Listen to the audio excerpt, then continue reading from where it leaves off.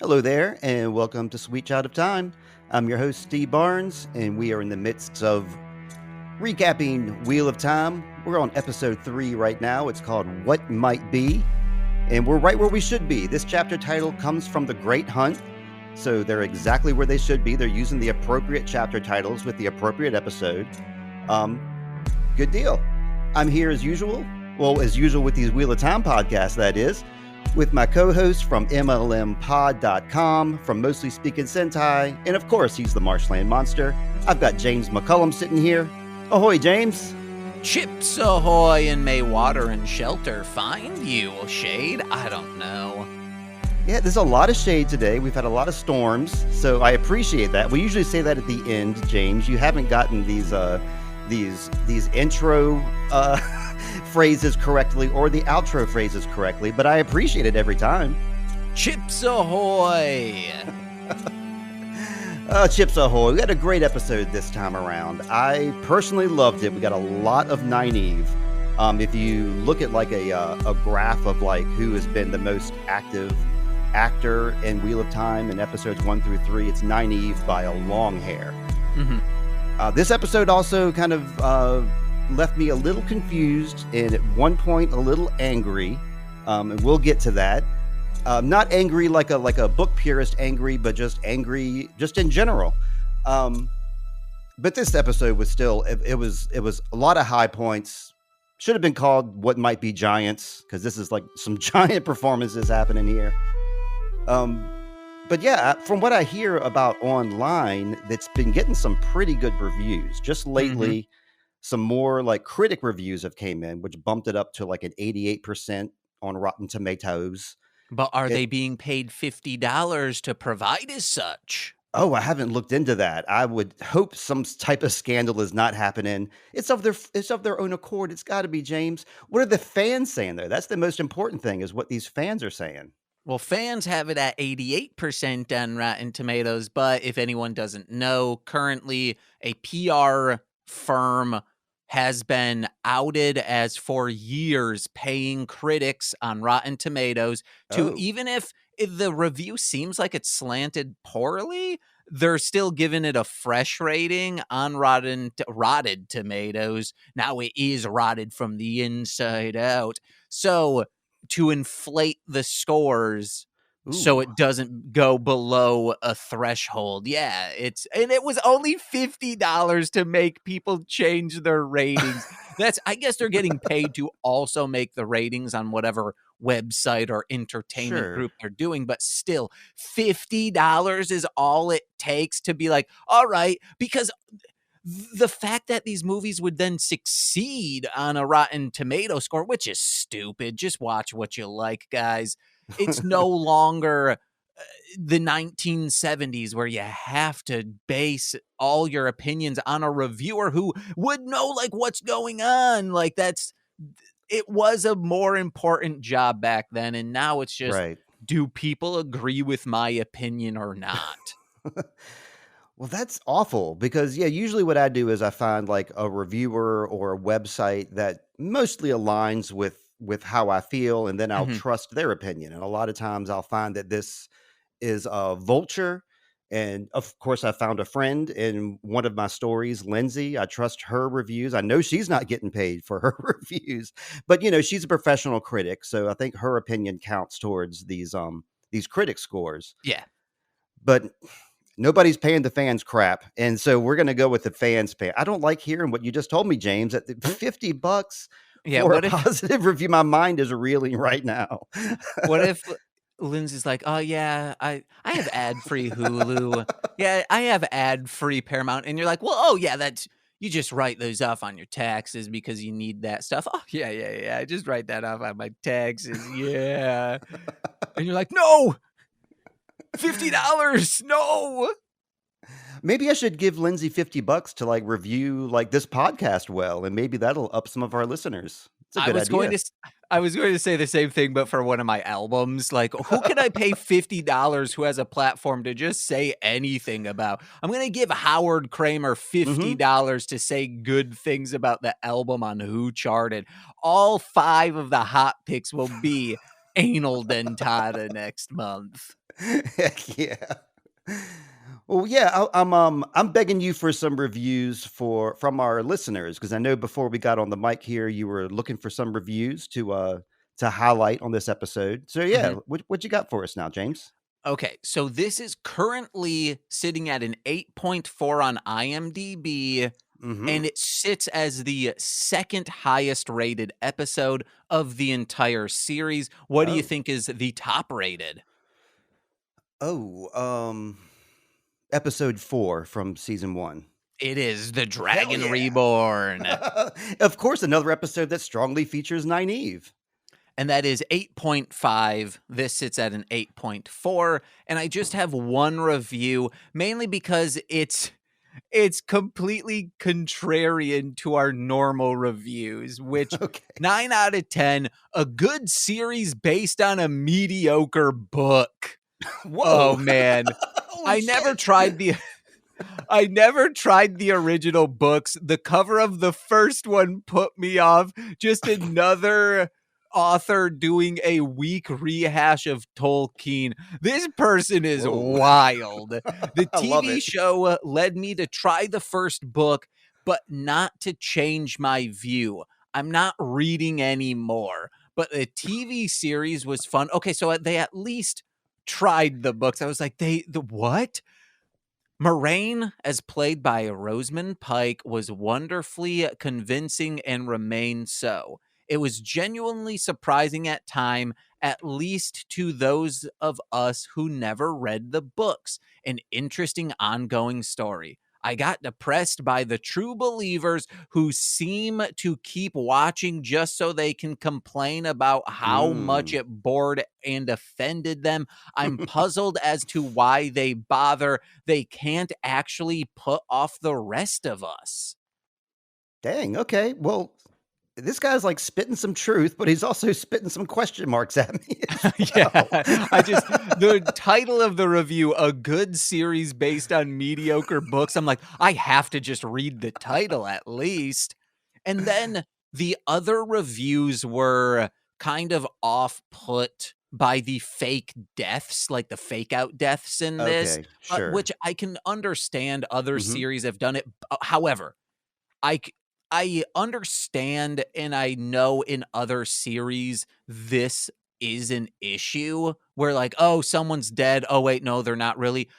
If this were not all contained in the same episode, I would Mm-hmm. agree with them, but Mm-hmm. because everything is resolved in the same single episode, 100 or not 100 minutes, within an hour, Mm-hmm. I'm fine with all of these fake outs and they were done so well. Oh my god, I can't wait to get into it. I agree. I just want to go off on a Moraine tangent real quick because of what the person said about Moraine. Um, I, I've given this a little bit of thought from this episode. And, because last episode I said Moraine was my least favorite character because of the way she was, acting and how cold she was. And she continues that in this episode too.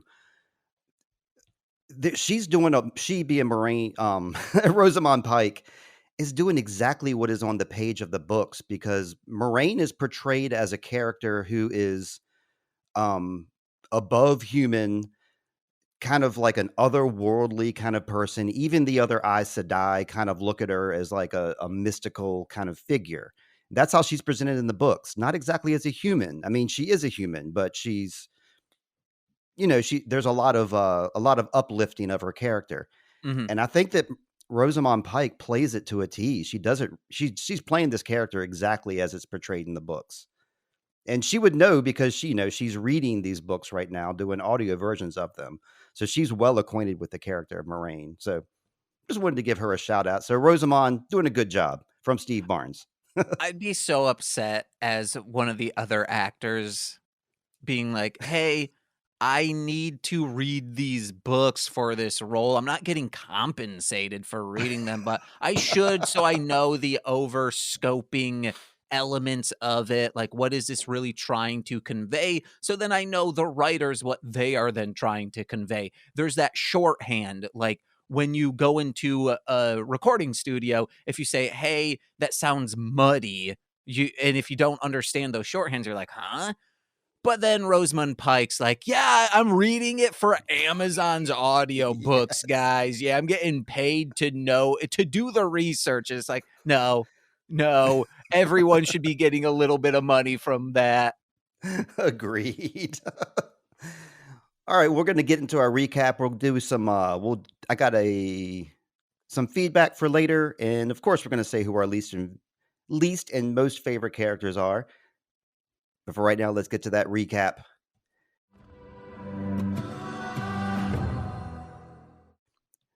We're starting out right here with the Terangrial. That's what this arc is. Technically, James, is a Terangrial.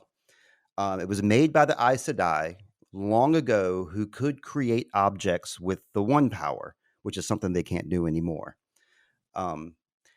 Many of these objects, they don't know what they do. And when they have researched these objects, some people have been killed or even burned out just by trying to mess with these objects. But this particular one, these arches, this knowledge has been handed down since day one because this has always been like an Aes Sedai thing. So they know what this arch does. It makes you face your greatest fears. Once you go in the arches, you must continue. If you refuse to continue, they give you 3 chances to refuse. And on the 3rd chance, you're out of the tower to never return. They give you a little money to like help you out along the way, but you're not welcome back to the tower. They said, we'll give you enough silver to last you a year. I would say, oh shit, I have the next 5 years planned out because that silver could last me that long. That's right. Yeah, you're very spendthrifty, but you could also buy some assets and just make some money, grift horse style. Yeah. Do some flipping. Let's see. Leandrin looks pretty like relieved and happy that Nynaeve's going through the arches, but Shiriam and Leanne definitely look worried. They have worried faces on. A couple things they let us know also is you cannot channel inside the arches. So that's just like a non-starter. They say that the way back will come but once, and it takes 3 Aes Sedai to use the one power to activate the arches. So they need 3 Aes Sedai there. Generally, it's going to be like the Armorillan seat is going to be part of this. For whatever reason, she's not around. So Leanne is standing in as second in command. Did you realize that Leanne, this Asian blue, is like the second in command to the Armorillan seat? No, and wait, it's Leanne and Leandrin? Correct. Oh my God, guys. We discussed the names last episode. All right. Did you have anything before I go on to Nynaeve's arch adventures? I did write down Leandrin did seem like a sympathetic person here. I don't know why specifically I put that there. Maybe because she was like, hey, like this is not good. You need to take this seriously. And then I said, if power, I guess they explained this, but I said, if the one power is unavailable, how is this a test for those with the one power? But it's, hey, you need to stand on your own. Even if you can't use the power, you should still be strong enough to do it. Yeah, that's right. So her first trip through is she comes through, she's outside in the fresh air. She meets up with her dad, big surprise, and she's holding some crimson thorn root in her hand. He immediately notices that and washes her hand out in the river. And when she's looking at herself in the river, you see that she's just a little girl. I believe that this whole story is mined from her past. So this is where Nynaeve came from before the 2 rivers. Oh yeah, a fun thing that her dad says is, "Don't forget, Red is dead." It made me immediately think about the Red Aja when he said that. They're attacked by some men with some bow and arrows. Mom comes to help them out. She can fight too, and they escape to their cabin into the floorboards. The arches appear while she's down under the floorboards, and she very regretfully goes through the arches when the arches appear as her family is being brutally attacked. Did you have anything about that before I slip back into the White Tower? First, it's I mean, as we slip into the White Tower, it's Freggy Krugy rules. Meaning what? If you get stabbed there, hey, you might be stabbed in real life. Possibly, yes. And it's hazmat cleansing as well. Like, they're like, oh, yeah, we need to dump this. The arches do give radioactive half-life to you. And you're like, what? How? I thought this was magic. Oh, yeah, this magic is radioactive material coursing through us. Huh? Yeah, it seems really weird to come through and immediately get a bucket of water dumped on you, but that is what happens. She is washed clean of her sins, and she is now pure in heart and soul as Leanne heals her wound. I. Yeah. It's like, I just saw my parents die again. Like, I'm reliving that in such detailed, vivid memory. And now I'm wet. Like, I have to be wet and cold in this tower I hate. Well, at least her wound is healed. Leanne did that for her anyway. She doesn't know if what happens in the arches is real or not. And basically, no one knows. She asks, if I saved them, would I be able to change things? Because she's like wondering, like, hey, is this the past? If I were to like be able to fight those people off, would my Mhm. future be different? They basically don't have an answer for her. Basically, all this stuff is happening inside of her head. Also, Steve, because you're seeing your greatest fears manifest, what would you see in these arches? Oh man, I would probably walk through the arches and then everybody I know would have a mad face and be pointing at me and saying, Steve, you suck. We've always hated you. Please get out of our lives. And Mhm. Mhm. I think that would be my greatest fear is just ultimate rejection from my friends and family. I wrote Or, down yeah, what's up? no, I was going to say, like, other than that, being brutally tortured is probably my greatest fear. That's everybody's greatest fear is like being, painfully tortured in any way whatsoever. How These about are how yourself I though, James? these are how I would be tortured, covered in moths, throwing up literal hair. Ugh. Ugh. Forgetting Franklin or just reliving the day we had to put him to sleep, that would Oh. be so fucked up. Oh. Or I guess, like, in this sense, it's going back to when I quit my corporate job and being like, you wanna know what? Let me stay here. Let me if I stay here, I could get the money needed to remove all of his cancer. Yes, it might only give him a couple more years, but that would be one more year than we got with him. That could be it. But also ending up unhappy and a failure. Because if I'm a failure and happy, I'm fine with that. If I'm unhappy but successful, I'm happy with that. Yeah, you got some solid fears going on there. I don't necessarily agree with the moths because I mean it'd be creepy, but moths can't necessarily bite you or hurt Ugh. you. No, they're disgusting. Shut up, Steve. Okay, all right. Well, let's see what Nynaeve fears next year. Second time through, she goes and she arrives at the two rivers. Now, I believe what we're seeing here is completely made up in her head. I don't think Mhm. this is what's happening at the two rivers. I'm just going to say that from the get-go. But there's a plague happening there, and she sees Tam, who's Rand's dad, and Natty, who is Matt's mom. And Natty is now the wisdom. And we see that she has that crimson thorn root again. I'm thinking that the reason we're seeing crimson thorn root twice is because Nynaeve just had an experience with crimson thorn root. I Mhm. think that's the only reason that we're seeing it. But Natty criticizes Nynaeve for leaving. Um, she says the White Tower has never helped them and that this is not Nynaeve's home anymore. Nynaeve tries to channel and cannot. Tam is very kind about it, just kind of patiently watches her and just thanks her for being there, basically. He's fine. He thanks her for keeping Rand safe, which, of course, probably puts some, what do you call it? Just a lot of self doubt into her because she thinks that Rand's dead. He asks to stay with him until the herbs have done their work, basically until he dies. He wants her to sit at his deathbed. And she wants to as well, but then the arches appear. This time she runs through the arches because she sees this as an opportunity that maybe the White Tower can help. Mhm. So she runs through the arches to demand that they help the two rivers. They let her know that, what she saw was not real.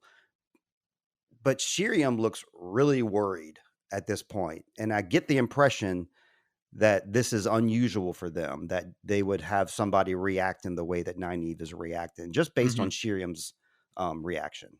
I actually think it's a theme with the Crimson Root. What it Mhm. does is it lets you go comfortably into death, and that's kind of what all of her stories are about, is being able to be comfortable, but death will be inevitable, whereas staying at the White Tower will be uncomfortable, it will be hard, Mhm. it will be difficult. It's something that she absolutely does not want to do, but in the long run, it's something she has to do. It's curing the ailment opposed to just slapping a Band-Aid on it and being comfortable as the inevitable ends up happening. Yeah, okay, I'm with you there.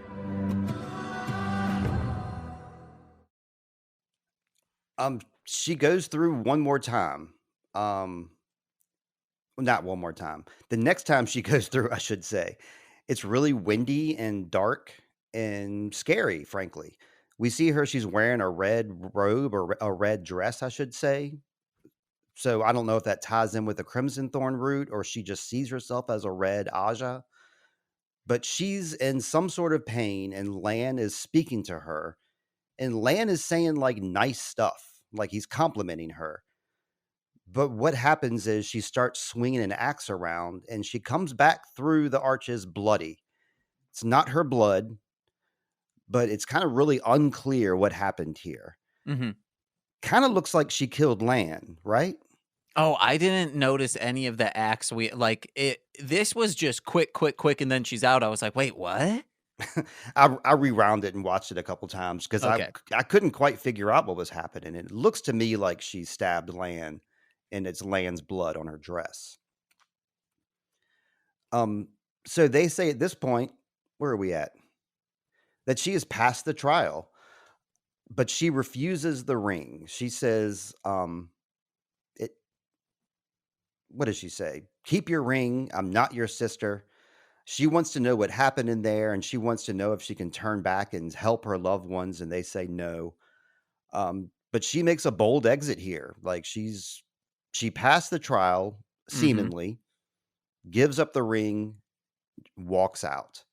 I said, Um, "Fuck yeah," and I was like before she said, like, "Hey, screw this," when she came out, I was like, "She's going to fuck this organization up from the inside," and then she leaves, but I'm still like, "That's awesome." She's going to go out, she's going to help people as she wants to help, opposed to as fit by the tower, but then she right. leaves, and I'm like, "Okay, that's cool, alright." Yeah. Egwene tries to stop her, and Nynaeve says that Egwene no longer needs protecting, that Egwene will be an Aes Sedai and, to continue on with her training, but she's out. Um, she rides out, and this is when Lan shows up on his horseback looking really super dreamy and hot. And this is when Mhm. I was like, okay, this is a dream. This is part of the Oh. arch test. Did you Oh, think that at this point too? no, I did not until she looks behind you, or she doesn't look behind. Behind her is the archer saying, "Hey, do you want to come?" And I was like, "This is such a great fucking twist." However, I thought it's this was transporting her to this area. I thought this was all in the real world, but then I'm like, maybe it's not. So then I was just kind of waiting on pins and needles, like, holy shit, what's going on? Right. And she turns away from those. She chooses Lan. And this apparently is like her real choice that she made on her third way through. We cut back to the White Tower and she is not appearing. And they're obviously concerned. She wasn't ready. Leandrin is obviously responsible. I mean, I mean, if you can turn to anybody and say whose fault is this, it's Leandrin's. She's just waiting sad with a bucket in her hand. It was very funny. When Shiriam places the blame on her, and this is like the second novice that Leandrin has now killed. She pretends not to care, but then as soon as Shiriam walks out, her rage comes through. She smashes that vase. James, that was a ceremonial vase that has been around as long as the arches have been around, and she has just smashed it on the floor. She's ruined one of our artifacts. Coming out of her paycheck. It's gotta. This is when the title card pops up. 22 minutes into the episode. Yeah, I wrote down, what is this? Friday the 13th, 2009? Because that has a fake out end, or beginning, I should say, where it is like 17 minutes in. Then you get the title card, and you're like, I thought those were the teens we were going to get to know. They did the same thing in the show The OA. Did you ever see that on Netflix? Mm-mm. Yeah, episode 1, it had this long drawn out story like based in Russia, and it was wonderful, and it went for I would say 45 minutes. And then 45 minutes in is when we finally got our title card and when we finally got to like the real meat of the story. And that's the first time I've seen something like that. I was just blown away in my living room, like watching this, because I've never seen a title card come up so far into a show. And it's like, this is the beginning. And like it showed the director and the actors, and it was like a whole like intro. 45 minutes in. I believe Death Proof, at least in horror, is the first one to do like the fake out stuff of, hey, we're showing you what you think is going to be the movie, then all of those people die. I think it's Death Proof. I could be wrong. But then I think the year later, Friday the 13th did that. That one's a much widely watched one. So people are like, yeah, man, they did really good. And it's like, no, they weren't the first ones to do it. So, Okay. yeah, just to say, like, maybe Death Proof was the first to do it. Okay. Yeah, the first I ever saw was OA, and that was not that long ago, 6 years ago. So for me, it's kind of new. I wasn't aware of the Friday the 13th doing that, even You though I should probably watch saw that. the. What's that? You should watch it. It's very good. Which one is it? The 2009 reboot. Yeah, I know I saw that. I guess I just was on autopilot while I was watching it, or really high. One of the two.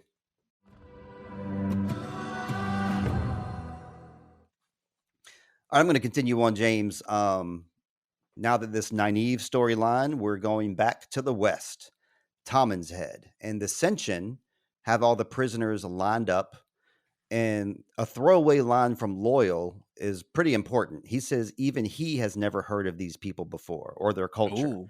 So Loyal is like the most, intelligent, well-read character we have in this show, and if he hasn't heard of them, then nobody has. Loyal is It, really old too, by the way.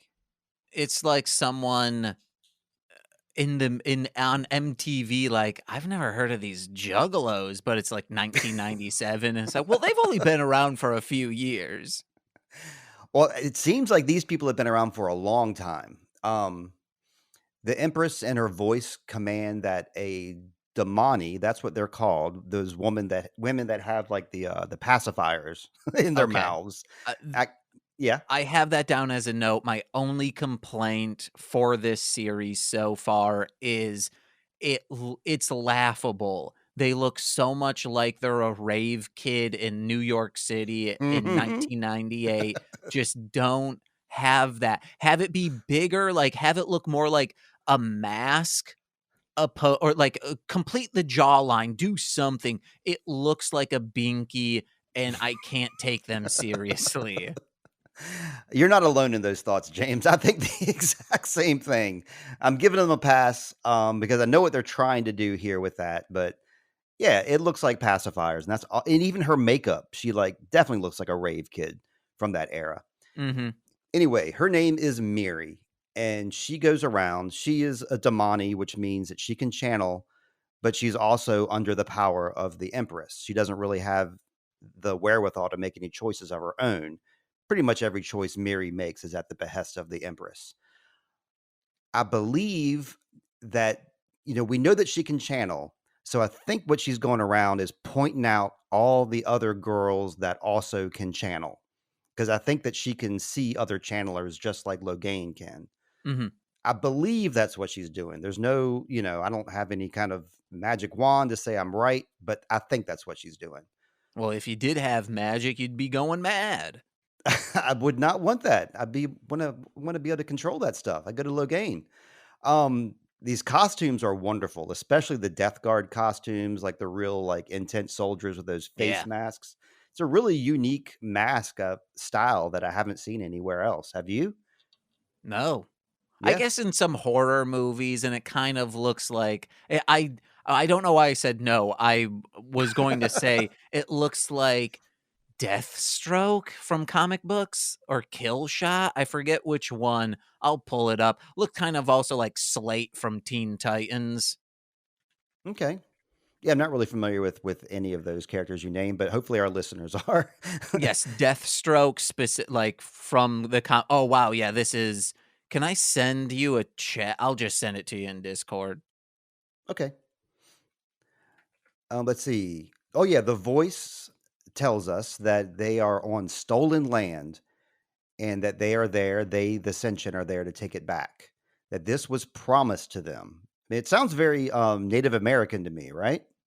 Mhm.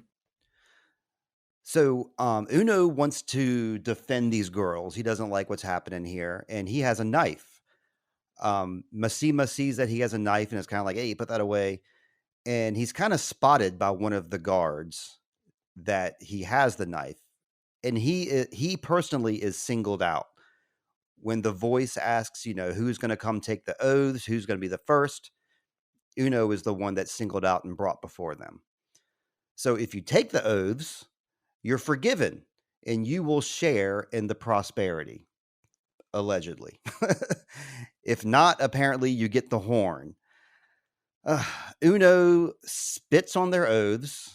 He Well, says, first, yeah, go ahead. when they grab him, he quickly like takes out his knife, stabs one of the dudes, then is like wrangled by more dudes, and then he like quickly brushes them off with his hands. He's like, "Get off from me!" And it's like you just stabbed them. You don't get to then be like, "Get off."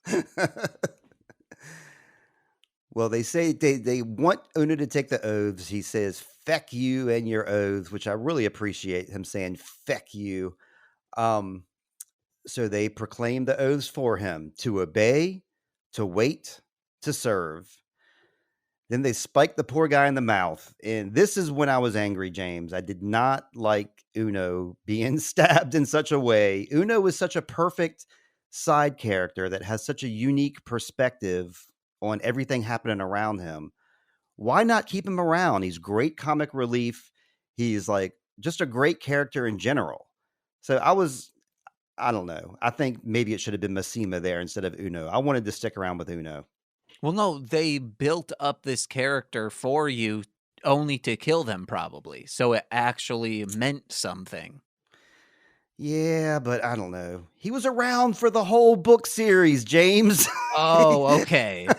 He Oh, was so now you always want around, now you're a purist. always Now you're a funny, purist. always making these sad comments to people, always being an asshole, and always being great. And now we don't get any more of that. I'm glad we got it when we did. They got a great character playing him, but I was really upset that he ended his life so soon. When I saw that horn and that one person kiss it, I was like, oh, if someone refused, are they going to curb stomp them? And I was like, oh, why was I right? I Because don't like that you were right. it was graphic. Like you could see his cheek like ripped because Yeah. they go like from the mouth. It Yeah. was gnarly. Not enjoying that. I'm not into body horror. I'm not into watching people get, things like this happen because I can almost like feel it in my nerves when it happens. Another reason I didn't like this is because it was gross. But after Uno's gone, Ingtar can see that these folks are serious. He tells Perrin, "Your pride is not worth more than your life." So they all swear the oaths. They all bow. And that's where we end that scene, James. Anything else with those Senshin? Yeah, the dark one is up there looking like such a gentleman boy. He Yeah. looks like, hey, I'm just a little kid, but as a man. Okay. Yeah, he doesn't do much. He's just kind of there. I think he's like more like a secret whisperer that whispers in her ear when no one else is around.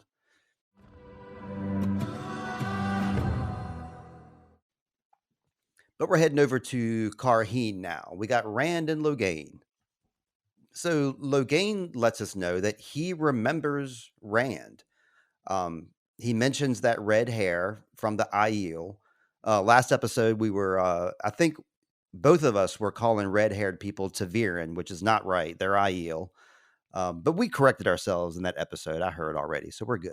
Oh, no, that was just a misunderstanding. You thought Yeah. I meant, like, who are these people? Which it's Yep. like, well, obviously, I'm talking about the red hair. And we called it. He was trying to mask the red hair, but clearly it's showing at your roots, dude. Yeah. He just doesn't have a very good razor, I guess. He just gets some of that Harry's razor to get in there really good. Let's see. Logain, just like I was saying before with Miri, that Damane who could see other people at channel. Logain can see other channelers. He said that there was lights around land, lights around Rand. He knows that Rand came here to learn, but he demands some Gelden red wine in exchange for his services. And real quick, we were thinking, was Logain really laughing at Matt? Because Right. originally That's right. in season 1, it makes it seem like Matt is being eye to eye with this man and he's laughing at Matt, and we're like, is that his madness? Is this really happening? It is really happening, but he is absolutely not looking at Matt. He's looking at Rand standing right next to him. Right. I thought that was really interesting too, because we did dissect that scene a lot. Mhm. And I'm really glad they brought it back for us. It's unfortunate they couldn't show Matt as well because it's a different Matt. They could Yeah. easily superimpose the new Matt in there with these old Mhm, mhm. scenes. But And yeah, I really like the way they went back. And when he said, like, "Hey, I need this super specific wine," Rand says, "Wow, that's millions of, not millions, thousands of miles away. How will I find that?" And I wrote down, "Ask your sultry sex partner. She has every hour is wine o'clock vibes." And then we find out she sells wine. Good call, James. You're always ahead of the game, it seems. Yep. He goes right to Celine's bar to see if she has some of that Gelden red. And she's like, nah, I don't have any of that stuff. But she knows where to get it. She suggests that they go find him a nice coat, and that's where we leave them to go off and do that. We know she runs this bar, and she has the classic scheme where like your first drink is free, but then charge double for the drinks after that. Not exactly as altruistic as she seems. I had a bunch of notes for this town square though, if I may. Okay. Um, we see like a mini patched Gleeman. When I say many patched, like we see all the different colored cloak on this Gleeman. He's like the same type of dude that Tom was from last season. He's telling stories about the Horn of Valir, and we learn from this dude that what did they say about the Horn of Valir? It can bring back an army of the dead, and that the queen will pay a huge fortune to anyone who can find the Horn of Valir. They make much ado about this in the Foregate. The Foregate is the area I was trying to grasp that term last episode and couldn't. But yeah, the Foregate is where they're at, where there's like a bunch of people camped out outside the gate, basically in their own little community that's popped up since the Aiel War. And they're making a big deal about the horn. There's a puppet show for the kids. Um, that's all they're talking about. They're drinking to the Horn of Valir.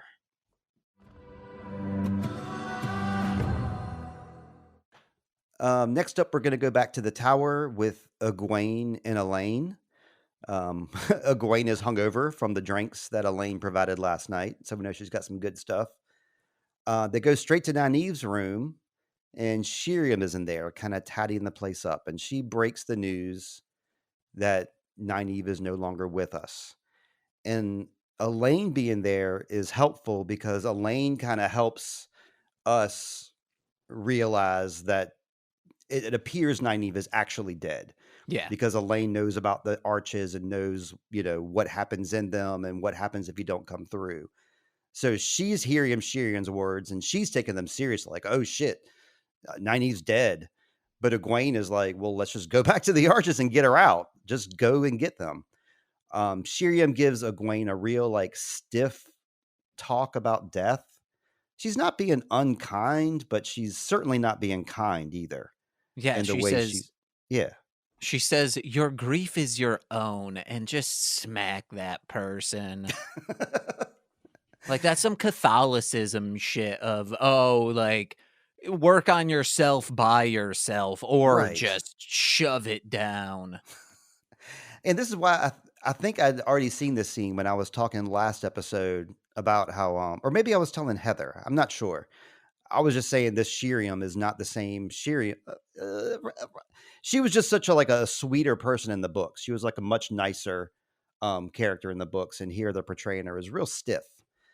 Let me get off that topic though, the books versus the show. Yeah, you freak. I know, I'm a book cloak now. Elaine is trying to offer some kind words to Egwene, but she's being a little too wordy, and Egwene chases Elaine off because she's like, I don't even know you. I don't want any comfort from you. And she collapses on the floor in grief. And that's where we leave Egwene for now. And her grief will always be her own. That's foreshadowing for a little later. That's right. All right. All right. Next scene, we got Leandrin. In Dark, the TV show Dark, me and Lindsay always laughed about a common trope in that show is people watching other people sleep. They stand at the foot of their bed and just watch them sleep until they wake up. That's what Leandrin does here with Matt. So I got a little bit of Dark vibes from this. Franklin used to do that. Oh, yeah? That's cute. Well, cats, it's acceptable. Except a person is weird.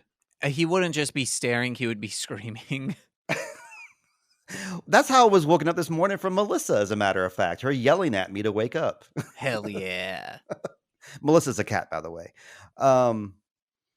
So yeah, she's in Matt's room, and when he wakes up, he's kind of startled, but she lets him know the door is open. He's free to go. She kind of shortly is just like, yeah, just go. Go find Egwene. She could use a friend right now. And I was like, she's becoming, like, she is actually a nice person. Then Exactly. immediately shatters that. She, Matt's kind of lingering here a little bit. So she decides to go off on Matt, and she verbally dresses him down. She basically says that Moraine saw something in Matt, but Leandrin's not seeing it. She thinks he's just a total shitheel, and is like, go to your friend Egwene if you want. Otherwise, just get out of here. She's been psychologically torturing him this whole time. We got to remember this. Mm-hmm. She's been reading him dozens of letters between Perrin and Egwene, and she's been omitting all the parts about Matt. So she's making Matt feel like he has no one, that he doesn't have any friends he can count on, making him feel worthless. She reminds him that you left your friends, Matt, at that gate. You made the choice to leave your friends. So she's like laying a lot of like psychological guilt on the guy. Left him at the Forgate. Right. Which also, come to find out, this in and of itself is psychological manipulation and all of that. That's right. We find out a little bit later. That's right. But from this point, Leandrin goes and does the ring ceremony for Nynaeve. She takes it up to the top of the tower to ceremoniously, put the ring in the fire. No one else is there except for Leandrin. Egwene arrives, though, immediately blaming Leandrin.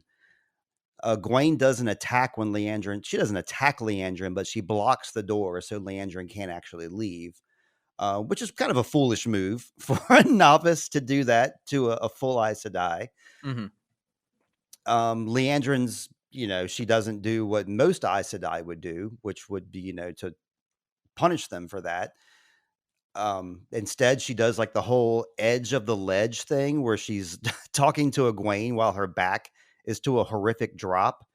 And that scares the crap out of me in a show. I cannot stand it. And I was like holding my breath the whole time, like waiting for Egwene to get pushed off the edge. It was awful. So you felt the same way too? Yeah, I used to have to be on like 6-story plus roofs to install the caps of trash chutes, like the Right. air vent of it. And it would still be, a distance away, like 6 feet from the ledge, but I'd still be, oh no. I once, like at a Hollywood, wait, what is that? Planet Hollywood, the top ledge or the top floor was just a ledge, like out in front of everything, but they had the coolest shit for me there. But I was just like I was like, it could collapse at any moment. That's all I can think about. Like, is just at any moment you could fall, and I'm always aware of it when I see it on a show. Hmm. And for me, it was I went to a lighthouse with my son Caleb, my nephew Nick, and then another friend of theirs. And going up and up the lighthouse, get to the very top. There's like just a rickety rail at the top, and these kids are teenagers. So they're like grabbing the top of the rail and pretending like they're going to jump off the side of the rail. And it was just freaking me the fuck out. And I like Hmm. got mad at them and I was like, we are out of here They're because I like, just couldn't stand it.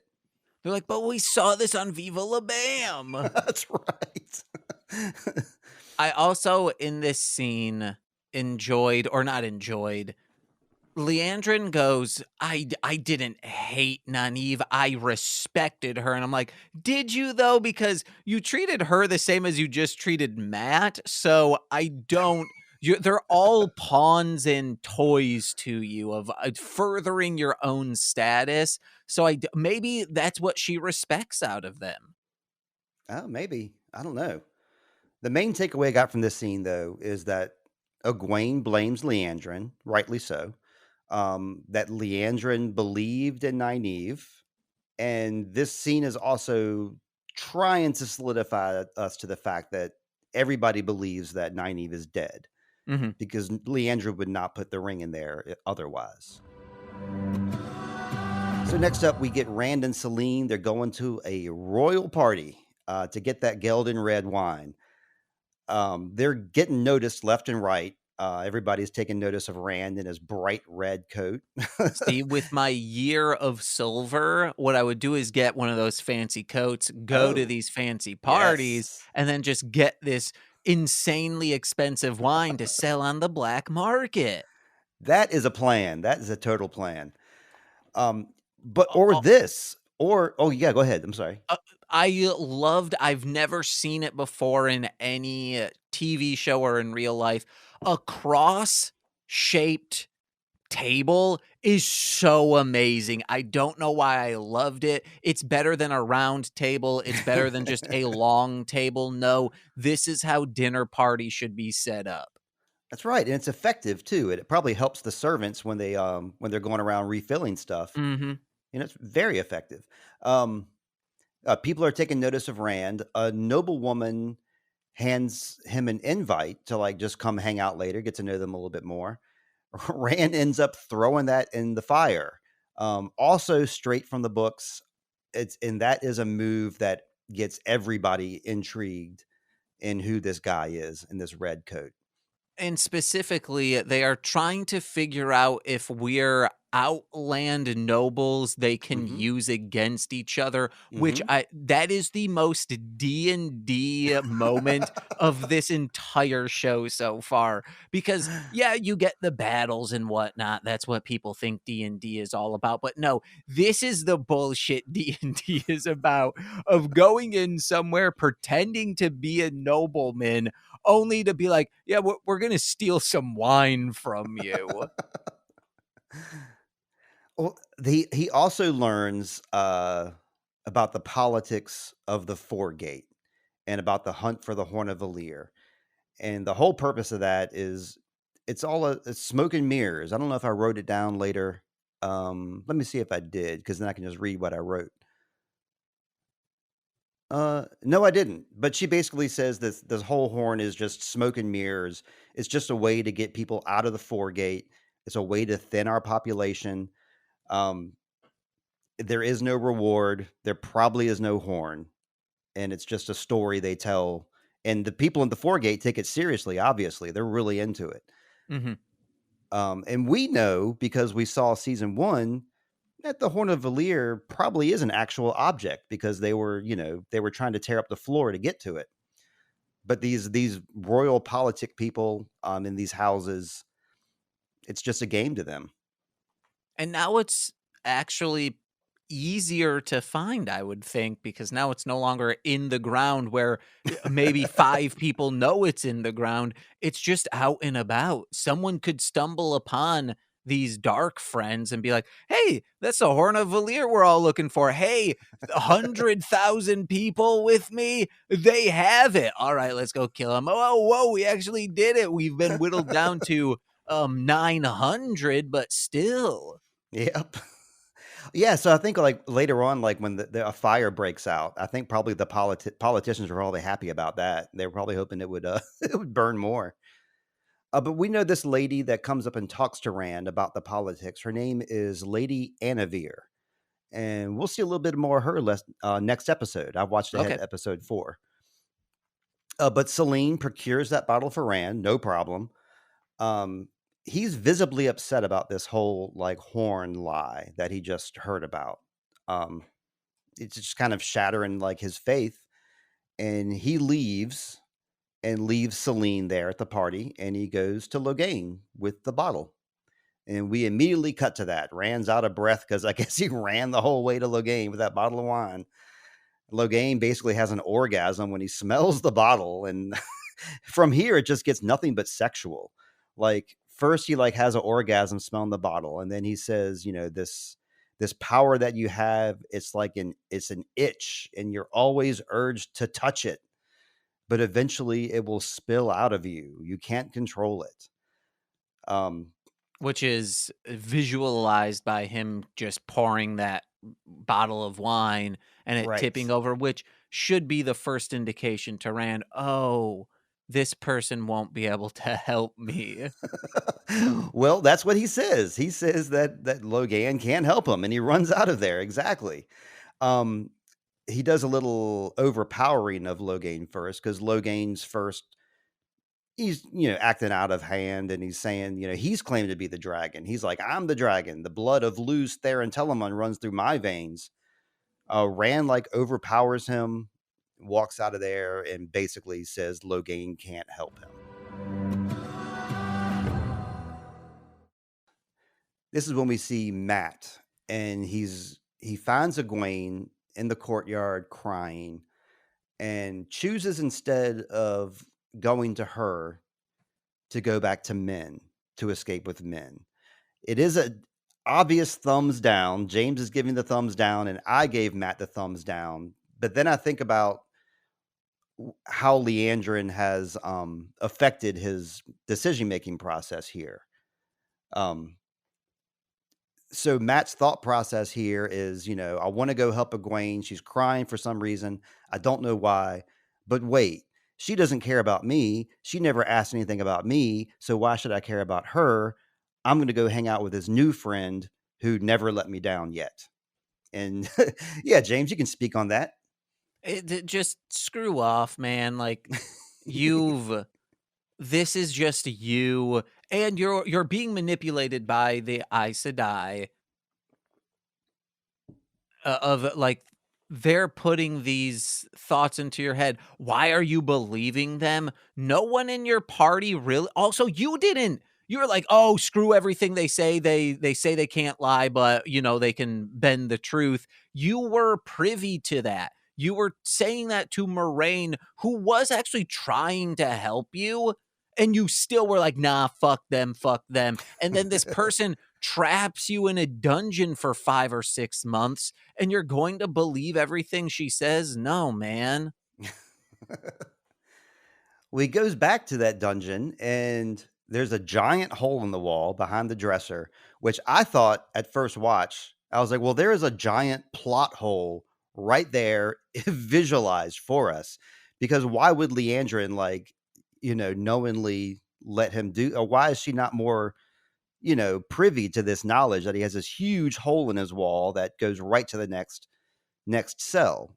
We learn later that Min was kind of planted next to his cell. Mm-hmm. That Leandrin was trying to offer Matt a different choice, And I think that she planted Min in that cell when Matt started tunneling out, when he started doing his trick of like getting that first block out. I think that's when Leandrin started this whole deception. A huge roll of the dice too that Leandrin did here, but it paid off, like because Matt played right into her hands.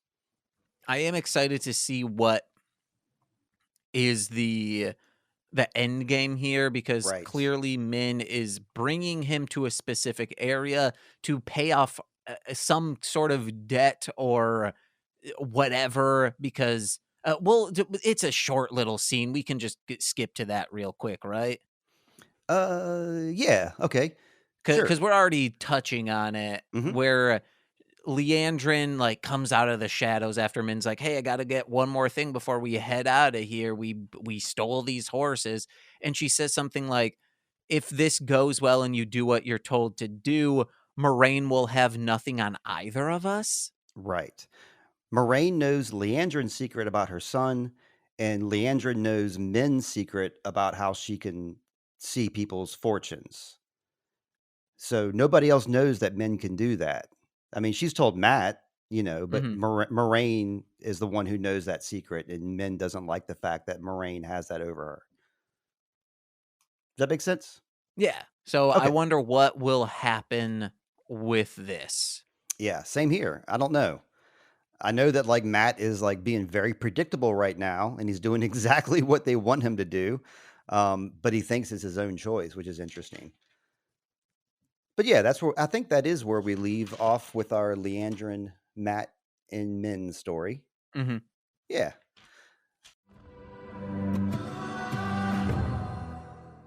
So let's go back to the Senshin caravan. They're now in a caravan heading over to the Westlands, and they're taking Perrin to Falme as an honored guest of Lady Surith.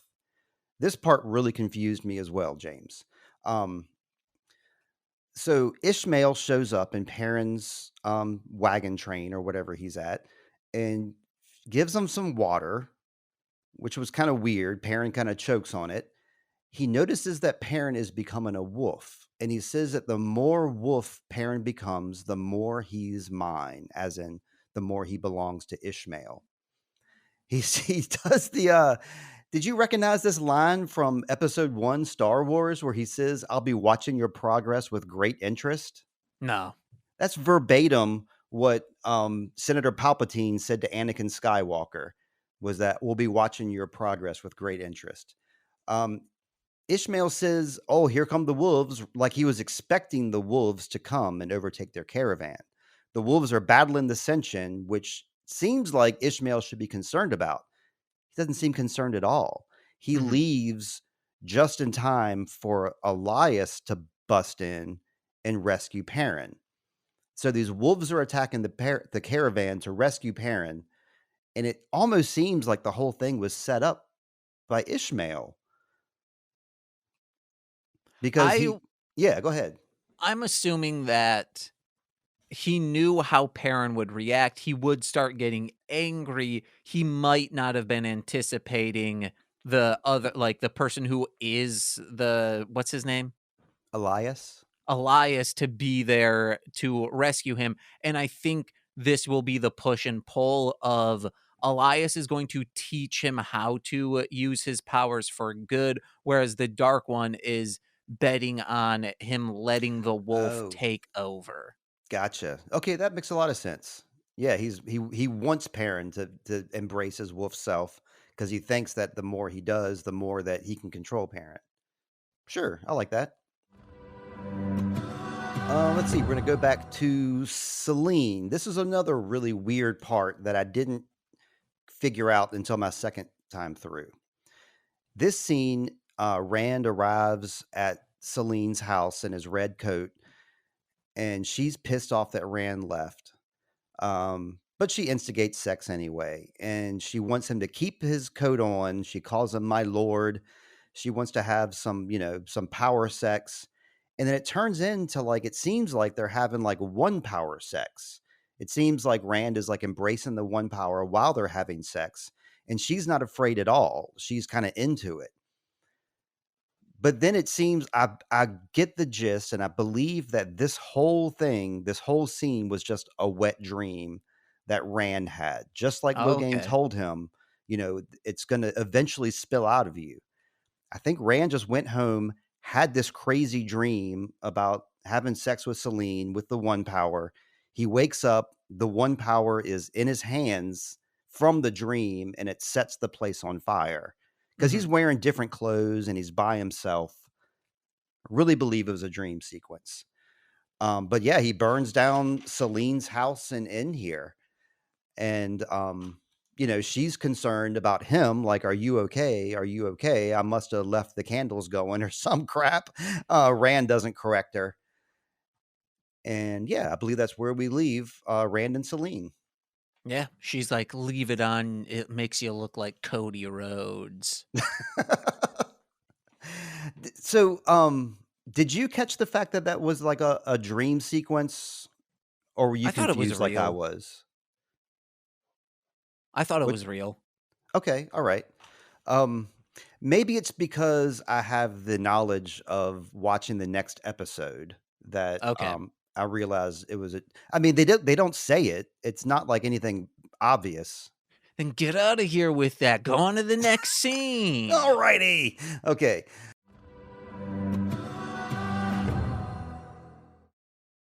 Next scene, we get Egwene, and she's in the room of the arches, and she's trying to activate the arches by herself. And Elaine comes in and sees this. Elaine's like, it's impossible what you're trying to do. I know what you're trying to do. Hundreds of people have tried this move before. It's impossible, Egwene. You can't do this. She satiates her, talks some sense into Egwene because Egwene's like, screw the Aes Sedai. And Elaine's like, but what about Nynaeve? Nynaeve died for you. So she kind of talks some sense into Egwene, and Egwene decides to, kind of change her tune a little bit. But they spend the night there because they just don't want to leave. Egwene just doesn't want to leave Nynaeve. So, it's like sleeping on top of someone's grave. I've seen people do that before because they want to be close to someone who's passed away. So from this point, we check in with Nynaeve in heaven, apparently. This is what's happening. I'm sorry, not nine. Did I say Nynaeve or Egwene? You said Nynaeve. I said the right thing. We check in with her inside the arches. She has been there apparently for years. She now has a daughter with Lan, and she hangs out with Matt and Perrin. The reason she's hanging out with Matt and Perrin and not Rand and Egwene is because in Nynaeve's mind, Rand is dead and Egwene is in the tower. So that's why she hangs out with Matt and Perrin. It's boys' night. Um, they're all hanging out, having fun, and then the Trollocs attack, even I within the dream world. Real quick, I would say more it's uncle's night opposed to boys' night. Okay, yeah, you're right. You're right. It's all focused around the kid and having fun with the kid. Um, the reason I was confused is because I couldn't figure out why the Trollocs would attack her in her dream world that she set up for herself. Um, I'll get more into that later, but what happens is the Trollocs do attack, and this directly mirrors the earlier attack on Nynaeve as a girl. Mm-hmm. It ends up, of course, the Trollocs overpower them. Matt is stabbed in the eye. Perrin gets an axe in the chest. Lan gets stabbed, and Nynaeve ultimately is able to channel in the arches to kill the Trollocs, which is unheard of. Her being able to channel inside of the arches is able to activate the arches once more. So she is the one that inadvertently made the arches appear Oh, hell simply yeah. by being powerful enough to be able to channel within them. I originally thought that the first one that she missed, that was a fake out.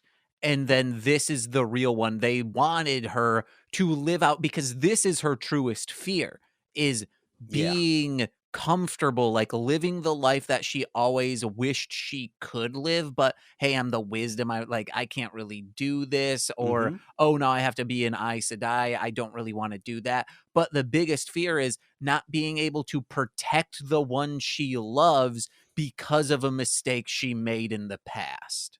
That's right. So she is able to overcome and activate those arches and come through, and she arrives in the tower like a bloody goddess, basically, like a literally bloody goddess. And I was thinking about, yeah, I'm sorry, go ahead. Oh, well, she, like, grabs her child, maybe, like, 4 or 5 years old, Yeah. around there, and she says, "You have to c we're leaving," and is holding her at her chest and, like, her stomach, and then runs through the arches, and that's where just, like, a poof of blood is, which is kinda fucked up of, like, I inadvertently, like, made my child a blood balloon as I walked through these arches. It is messed up. Yeah, she was able to know her daughter and she lost her daughter, like, Mhm. through the arches. She's gone now. That was just a dream. Devastating. And I was just interested because, this is how Elaine meets Nynaeve. Because Elaine has heard of Nynaeve, of course, and, like, Nynaeve is never around. Everybody's always asking where Nynaeve is, but Elaine knows that Nynaeve was a legend who allegedly died in the Two Rivers battle and was able to kill the Trollocs, and she also was able to channel and heal everybody, including Lan, who was dead. So she's only heard these crazy legends about Nynaeve, whereas we see Nynaeve as just a person. Um, I think Elaine's vision of her is much greater, especially now seeing her come through the arches doing something unheard of. This is the third thing that Nynaeve has done that nobody else has ever been able to do before. I And would've just said, "No, I'm going to remove myself from this situation. This person, could just instantly kill me or others, like, this seems not like a good situation to be in." this is where we leave the episode, though. She comes through, and we know that she's lost her daughter, and she's devastated. And Egwene is there to comfort her through. And title credits now. That's the end of the episode. An amazing one. Yeah. Um, yeah, and let's see. I was confused by the towers. I was confused, first off, why she was attacked by the Trollocs, and then second off, how she was able to make the arches appear. And like I said, this is verbatim from the books, but even the books were very vague and how this all transpired. And you're left to kind of figure it out for yourself, or go to some smarter people in the Wheel of Time community and have them explain it to you. So I'm not that smarter person. I try to explain things to you, but some things I don't understand. So I had to have an individual on our Facebook group kind of talk me through this. So I wanted to read that, if that's okay, James. Go for it. As long Alrighty. as it's not like a 3-page essay. Um, maybe I shouldn't read the whole thing then, because it says quite a lot. I'll condense it. No, go for it, go for it. Go for it. Okay. Okay, fella's name, I got to give him credit. Gierix Gurgley. And I don't really remember what I wrote to start this whole conversation, but I was like, can somebody please explain this to me so I can explain it better on my podcast? Very honestly, very open and honest.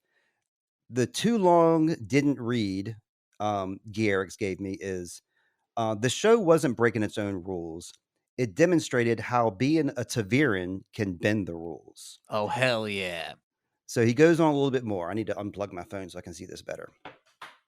The exam is supposed to show that a novice is able and willing to tear away any longing to her own past, to serve the greater good of the Aes Sedai.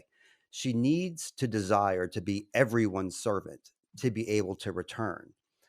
Nynaeve, however, didn't leave the arches because of her own choice to leave behind the past and her imagined future. It was out of necessity.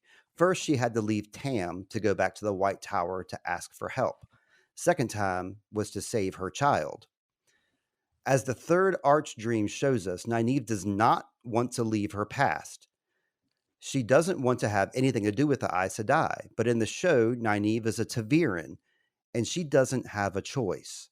Thus, the Arches, instead of testing her capabilities to leave behind her desires, brutally forces her to acknowledge that she needs the White Tower.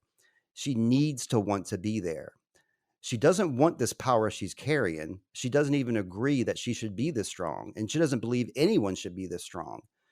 But she needs to be there for the story, for the pattern. Thus, the pattern shows her what happens if she's not willing to make the sacrifice. Nynaeve, seeing how she will inevitably lose her loved ones because she is not able to help them, because she was not willing to face her block and to learn, had to reconcile her views for the White Tower. That's what I said, minus, all the eloquence. Yeah, I mean, you figured it out. Maybe I'm a little denser than yourself and Guillermic here, but I mean, he really helped me to understand it better, and I really Hell wanted to yeah. read that. But yeah, that's basically our feedback for the week, James. I want to go into like who we liked the most and who we liked the least in this episode, and I'm I going to think it force might be you to go first. for both. Whatever you choose. Best Nynaeve, worst Matt. Oh wow, okay. So you like to just give the answer without any explanation. Do you want to give us any kind of explanation? It's self-explanatory. Nynaeve ruled this episode, former Power Ranger, and then Matt, dude, just go up to your friend. It doesn't matter. Like, there's that past. Even if they hate you, or maybe, hey, we'll get into this later, but explain to us, why did you not come to us in those arches? Like, Right. any reasonable person would be like, oh, you didn't do that to spite us. You did that because there was something going on. What was going on? I desperately want to know too, because that is like a show thing that I need the answer to. It's not a book thing. So I don't have any answers. Nobody has any answers to that. We're all waiting to see. He didn't Um, think he was strong enough, and he thought he would fail his friends. I suppose. I don't know. You're right to have him as your least favorite. I'm pretty sure he was Heather's least favorite in this episode too. We didn't get any Moraine at all in this episode, did we? I don't think so. I just realized No. there was no Moraine, there was no Lan. Interesting. No, there Okay. was Lan. Yeah, in the dream sequence though. Mm-hmm. Okay. I mean, he's still there, and him as a dad, like, he looked like goofy, but also Oh, hot. It was weird. that's right. He had his hair down. He was doing the Uh-huh. dishes. I didn't even go into any of that stuff just because We it was don't. it's simply there. But yeah, he looked amazing. Um, my favorite this episode, as I have to give an honorific to the deceased, and it's Uno. I've always loved Uno. I think I told you season one that like Uno, I always identified with him because I'm blind in one eye as well. I don't wear a cool eye patch like he does. Mhm, mhm. I could if I wanted to, but I choose not to. But I got to give him as my favorite just because we're probably not going to see him again, so we won't have a chance to do so. His death was pretty deathy. Not coming back from that Uh-huh. one. And then for my least favorite, I would say the Sentient woman who was waving her little claws around and like one claw here, two claws there, kill Uno. Of course I hate her the most because she killed the guy that I like the most. So yeah, those are That my favorites and least favorites. when we started recording, she was going to be mine, but I was like, there was someone that I was like, oh, he's my least, or they're my least favorite when I was watching it. And then when we brought up the Matt stuff, I was like, oh yeah, that's who it was. Yeah, with good reason.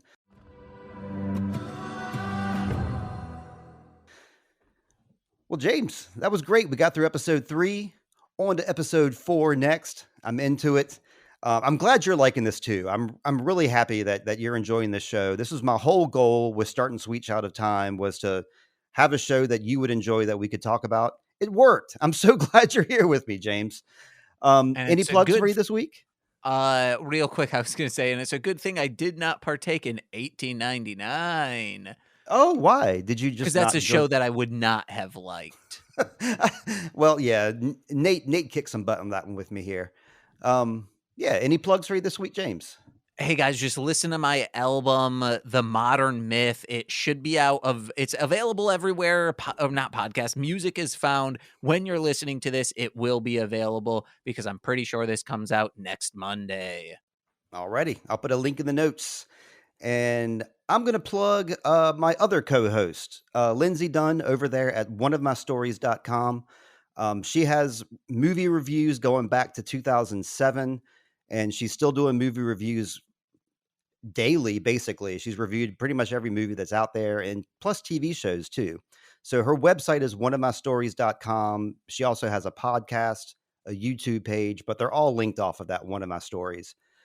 And And yeah, that's my plug for the week, James. and So, PR firms, she can't be bought. oh, that's right. Yeah, you can't buy Lindsay. And I got to say something interesting about her. You're familiar with Dan Deacon. Is that correct? The I musician? I know I've heard the name. Well, he's appeared on a bunch of Earwolf podcasts in the past, and he supplied music for the show Dark. And he's also supplying music for a new show that just started that we watched last night called The Changeling, which is on Apple Plus.